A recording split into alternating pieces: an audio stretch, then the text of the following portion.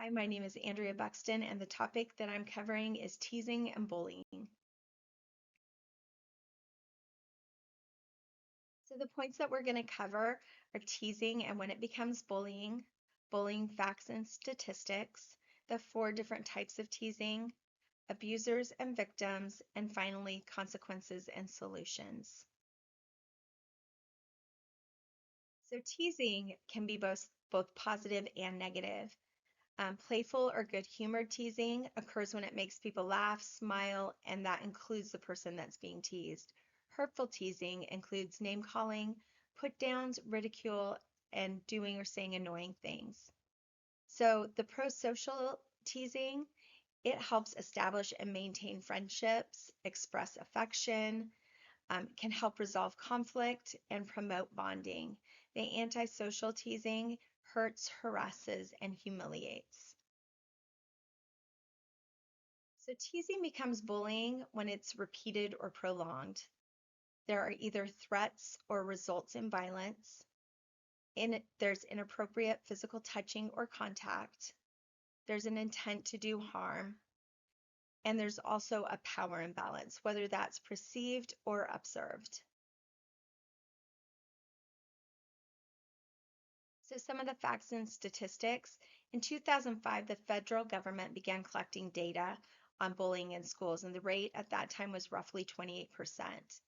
In 2019, 20.2% of students, or 1 in 5, reported being bullied.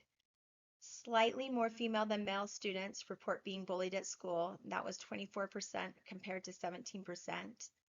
And students' most reported reasons for being bullied are physical appearance, gender, race and ethnicity, sexual orientation, disability, and religion. Also, tweens ages 9 to 12 report that 49.8% say that they've experienced bullying at school, and 14.5% of tweens have experienced online bullying. So there are four major types of bullying. There's physical bullying, and that includes hitting, kicking, tripping, damaging of property. Physical bullying can be both can inflict both long-term and short-term ramifications. Verbal bullying includes name calling, teasing, intimidation, personal identity attacks or remarks, and that's basically racial or homophobic, something along those lines. Social bullying is usually more indirect, and this tends to be a way to damage one's reputation, cause humiliation, and or harm to their social life. And then there's cyberbullying, which is newer. It is also seems to be increasing at a more quick pace, and that is the act of bullying through online mediums such as chat forums, gaming platforms, and social media. So why do abusers bully? So there's 5 main reasons that they do. The first one is a need to feel power or superiority over someone. Attention, even negative attention is attention. Peer acceptance, trying to impress those friends. Unaccepting of misunderstanding of differences.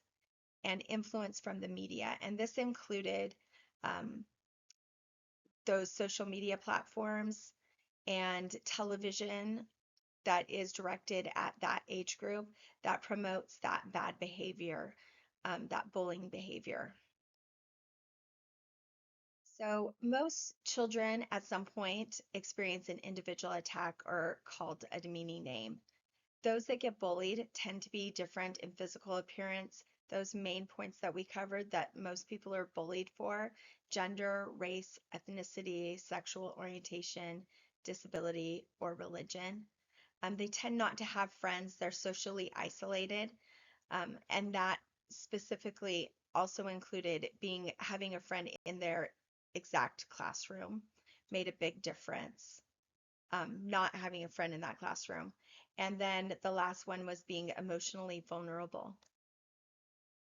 So some of the consequences, some of the psychological effects is low self-esteem, depression, anxiety, drug and alcohol abuse, self-harming behavior that was seen mostly in girls, aggression, violence or crime, that was seen mostly in boys, and mental health issues.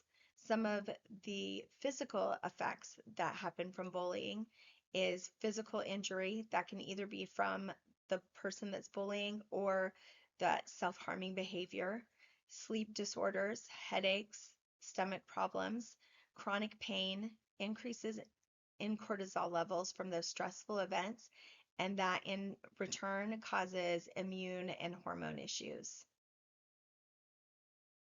So some of the solutions for bullying begins with prevention.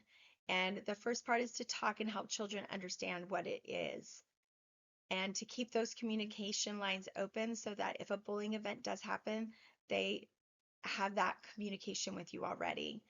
And to find things that help them to be more confident. Encourage them to do something that they love that builds that self-esteem and makes them less likely to be bullied.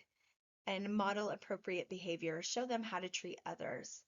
So some of the support that you can do if that person is already in a bullying uh, situation is encourage them to speak to a trusted adult, and also encourage them to report the bullying. Teach and urge all kids to help those being bullied by showing kindness and support to them. And talk about what to do in a bullying situation. So go over those things before they are in that situation. In 2006, October was declared National Bully Prevention Month.